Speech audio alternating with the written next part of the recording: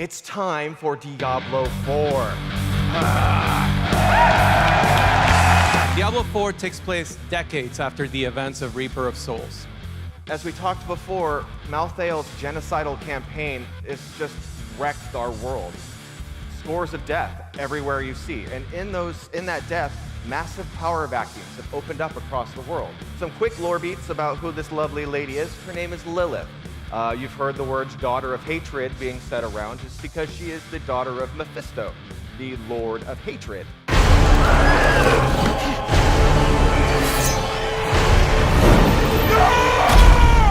Diablo IV is a classic isometric action RPG. It's going to feature a dark, non-linear campaign. It'll be a shared open world with 5 distinct contiguous regions.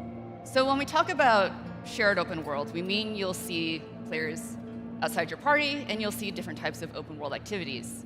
Activities like the public events that we showcased in the demo, ranging anywhere from the more common drowned or attacking the coastline, all the way up to a huge pestilence demon is clawing its way out of a farm. I'm sure many of you are curious about the other player's part, right? How many people are you going to be sharing this open world with?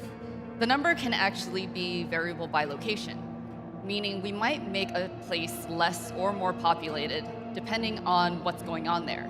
There's 5 powerful classes, 3 that we announced today and are playable in the demo: the Sorceress, the Barbarian, and the Druid.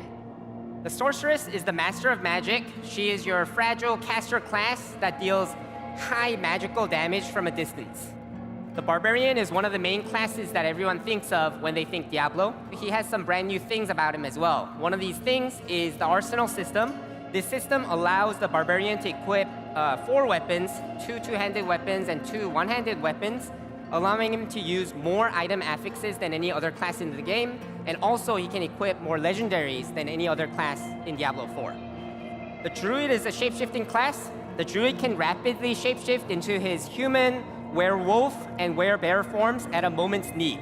You can tie specific mechanics to the moment you transform. The skill point system is fairly straightforward. As you level up, you'll be gaining 1 or more skill points for you to spend. This is an example of the Sorceress's talent tree. Each tree is unique to that class. At the bottom of the tree are the strongest talents in the game. With so much world to explore, we saw the opportunity to add a new feature, and that is mounts. You'll be able to swap out the armor pieces, change the saddle. And we are crafting some of the darkest, most evil spaces that you have ever explored in a Diablo game.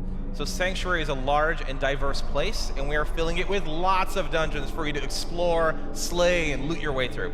Now, since they are randomly generated, that means until you venture down that dark corridor, you're not really sure what you're going to find. These exterior dungeons are randomly generated just like the interiors are. So we also built our dungeon system from the ground up with this idea that we call seamless exploration. What seamless exploration means is no more loading screens to go down to the 2nd floor. Random events are back. And random events are a core part of that classic dungeon crawling feeling in Diablo 4. And one major change compared to the past game is they are no longer restricted to a specific place in the world. The other thing we're adding is the dungeon objective. So the dungeon and its objective are designed together as 2 parts of a cohesive whole. Objectives are completed by doing specific things in the dungeon, like killing a sea witch. We're adding a new type of item called a dungeon key. How do they work? Well, when a key drops in the world, it drops for a very specific dungeon in the world. Using this key will upgrade that dungeon into an endgame dungeon.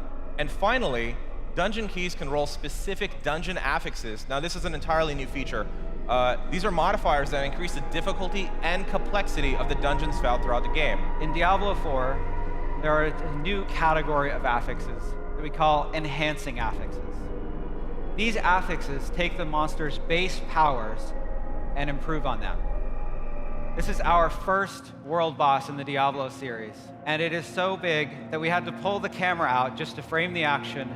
The really cool thing about the bosses in Diablo 4 is our new stagger system. This means that you can bring your control effects, and when you apply them to bosses, it builds up the stagger bar. So when you stagger a Shava, you can break off its arm blades. And this changes the whole fight, because those giant sweeping attacks that it performs are greatly reduced in their range. So items are one of the most important elements of Diablo, if not the most important. We're really leaning into legendaries as opening up build possibilities. Even non-legendary affixes will also lean into customization. We will have affixes that will improve your skill ranks, and we'll have affixes that will improve your passive talent ranks. And there are runes and rune words in Diablo 4. How they work is quite straightforward. You have two different types of runes in the game, condition runes and effect runes. You can take any condition rune, combine it with any other effect rune in the game to form a rune word. Once again, thank you all, and we'll see you in Hell. Thank you.